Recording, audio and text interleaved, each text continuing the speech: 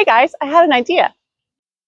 What if you guys submitted questions to me about your garden? I did my best to try to answer them in a 3-minute time frame. Sounds like fun? I think so.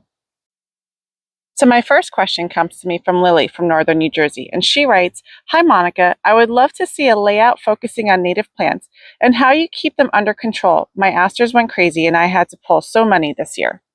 Well, Lily, that's a great question. But before we answer it, why don't we start off by first talking about what native plants are? You see, native plants are plants that have grown naturally in your region for thousands of years. Here's a list of native plants for Northern New Jersey. All right, so then why do I want them in my garden? Natives are great for two reasons. The most important probably is the fact that they support the wildlife and pollinators in your area. Did you know that if we lost our pollinators, we would also lose about 1/3 of our food supply? In some parts of the world, nearly 40% of the pollinator population has declined, really because of the loss of habitat and the use of pesticides.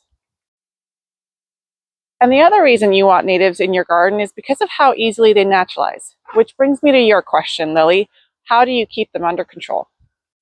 Three key things to think about when answering this question. One, make sure you're giving them ample space. Do not crowd them out by other perennials and stick them into tiny little garden beds where they're just not going to be able to thrive. Two, make sure you're cutting them back by about 1/3 in the middle of summer to keep them from getting too tall and too lanky.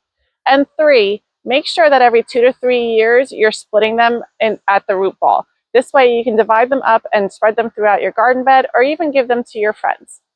So I think that's taken up most of my 3 minutes. I'm going to do a part 2 on this on the layout. But meanwhile, if you guys have any questions that you want me to think about and answer, please drop them in the comments below and I'll be happy to do so.